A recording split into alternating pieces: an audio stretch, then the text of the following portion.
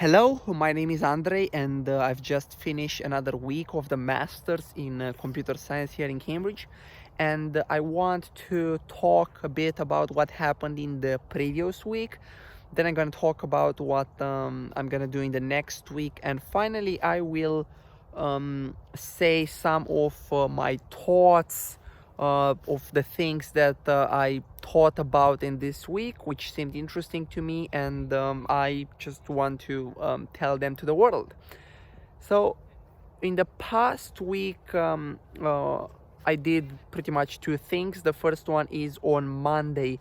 I've been in London to do a test. It's called the GRE because I am applying for the universities for PhD in machine learning in the US, and they require this test. And I've got a good grade in order to tick the box for the GRE. I'm pretty happy about that. I've got 168 in the quant section and 156 in the verbal section, if that's interesting for anybody, which means it's not sensational, but it ticks the boxes for being good enough to move forward in computer science. And the other stuff I've did is the coursework for digital signal processing, because on Friday we had a deadline, and the coursework was about giving some dial tones for old school telephones, and we had to decipher what was the phone number which the dial which that phone was calling.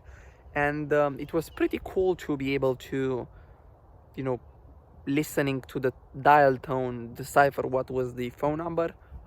Pretty cool assignment. 25 hours easily. Nice one. Now, in the past week I did 60 hours of just work time. 60 hours is not sustainable. I think I will be taking it slower in 2 weeks from now, because in the next week the one thing which I need to do is to write the proposal for the PhD applications, because in 2 weeks there is the deadline for the PhD applications here in Cambridge, and there is the deadline at Stanford in the US, and I want to apply to those two ones. So the next week will be first writing research proposals and things of that nature, and yesterday and today, so this Saturday and Sunday I worked mainly, meaning only, on probabilistic machine learning coursework, in which we need to rank some tennis players, and I usually count Saturday and Sunday the week before in this week, because I start my weeks on a Saturday. So that's pretty much about it. Now it's a Sunday evening, so I wanted to mention those 2 days. So the next week will be mostly applications, writing, discussing research proposals, and that's pretty much it. Now, the next week after this one is gonna be another deadline for digital signal processing on Monday, so I need to budget some time for that. And that's pretty much about this week. Now, I want at the end of this video to talk about something which I started to see, and that is that man, being part, like doing a highly technical, highly skilled job, like something technical, like something in like machine learning or in engineering or in digital signal processing, like those type of things, in order to become good at them, you need to put so much time, which is unbelievable to me. And I'm taking, for example, machine learning. I've put over 200 hours like total in machine learning, and I feel like I'm barely starting. And the point where I want to go is that if you want to become world class in anything, the amount of time required for highly skilled like technical things, it's unbelievably much. Like to be good at them, it's not like that much, but to be world class at something like machine learning, it takes so much time. And the point here is that I believe that like if someone puts, like 20, 30, 40 hours a week total working, there's just no chance of even aiming or even shooting to become world class into something, because it's just too little time, and the standard bar for getting there, it's too big.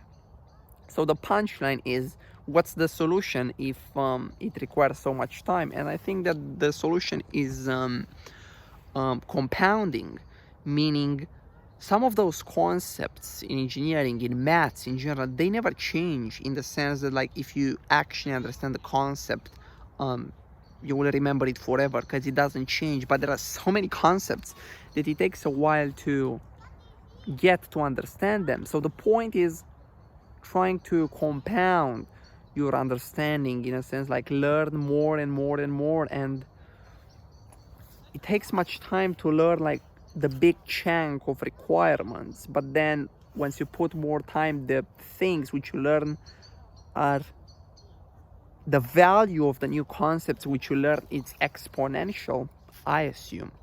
And that would be cool. So now what I'm trying to do is to apply this concept of compounding, meaning putting as many hours into those things until you get to the point of being good enough, and then some things starts to make sense more easily, because the cost of entry in the sense of time in some of those industries is so high, in the sense that you have a lot of prerequisite knowledge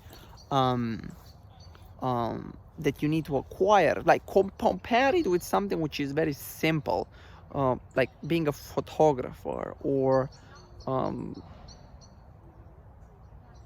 some other like skills.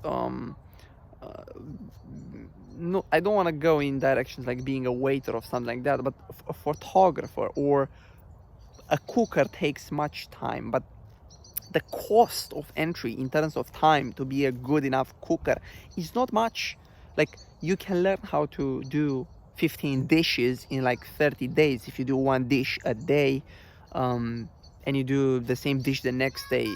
It's pretty fine, but the cost of entry in terms of time in engineering jobs, it's high. This is everything I had to say.